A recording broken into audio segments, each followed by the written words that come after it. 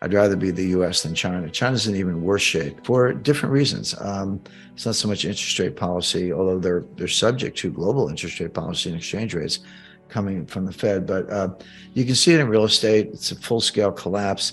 They're propping it up, but the buyers aren't interested. In other words, the Chinese government is telling the banks to lend money to real estate developers who can't finish housing.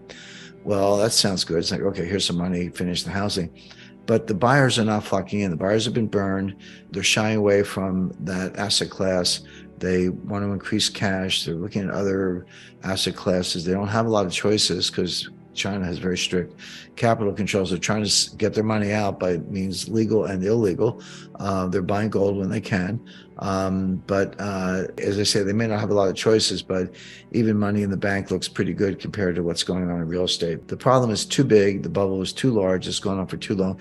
We don't hear about it the same way we did about the Japanese real estate bubble in 1989, 1990. That was an epic crash.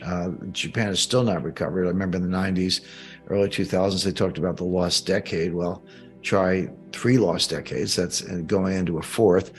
That's Japan. You know, 8 or I've lost count. Actually, 8 or 9 recessions since 1989. But it's really just one long depression. That's the way to understand the Japanese economy. China's going into something like that. We don't hear much about it because they're not transparent. They lie about their numbers. You need to look at private sources and use other analytic tools to understand what's going on there. But they've got drops in consumption, industrial output, real estate's collapsing. Their price indices are collapsing. All this fear of inflation. It's been around. It's real, but it's now turning around very quickly. And you can see that in China. China's going through something that the world has never seen.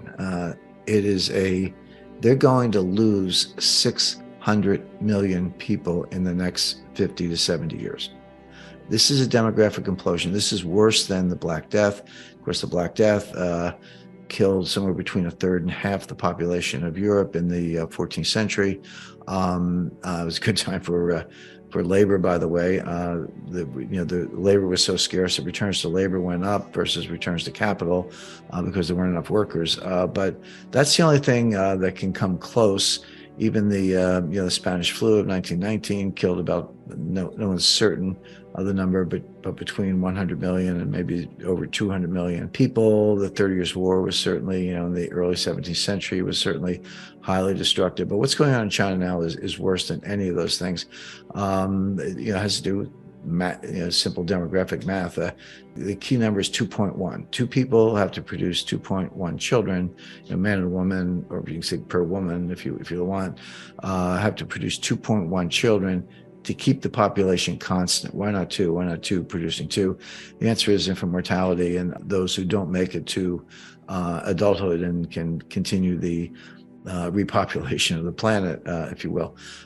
But they're not even close to that. They're well below 2. And by the way, so is the rest of the world. So is Australia and the US and Western Europe and a lot of other places. This is a global phenomenon, but it's particularly acute in China. It may be the case that China's replacement rate is, or birth rate is actually 1. It has to be 2.1 to maintain. It could be 1 or lower. This is a demographic implosion unlike anything anyone's ever seen. It also has a dynamic. You can't reverse it very quickly. It feeds on itself, as I was talking about inflation earlier. So this is going to continue for 50 to 75 years. They're going to lose 600 million people. There are a lot of definitions of GDP, 4 or 5-part definition. There are more complex calculations, but there's one really simple definition. It only has 2 factors: population and productivity. How many people are working and how productive are they?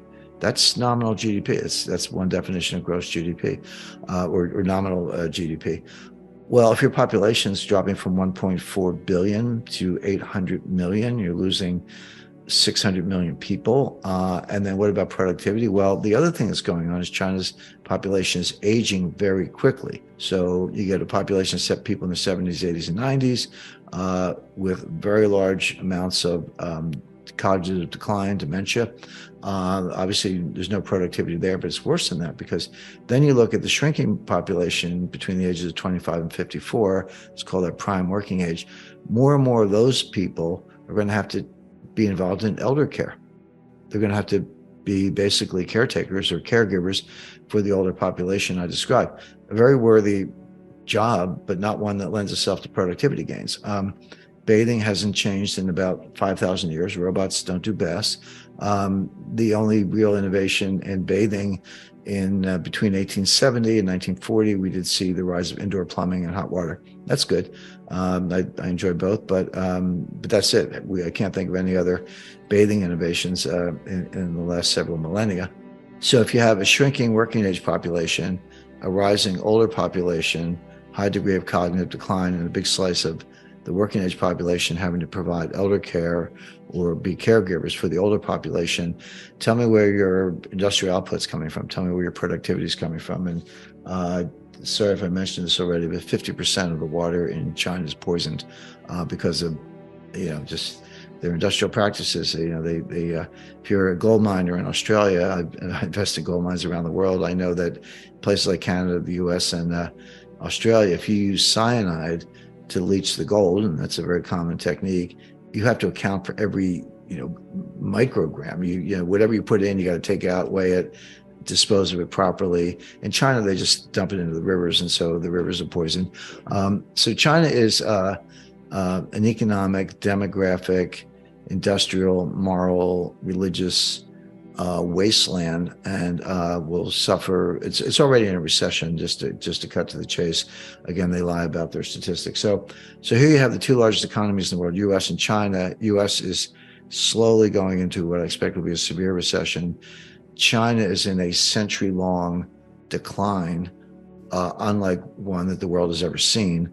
That could eventually lead to social unrest and a regime change, but let's not count on that in the short run. Just expect China to shrink and become more autarkic, decoupled from the Western world, and certainly not be a source of growth.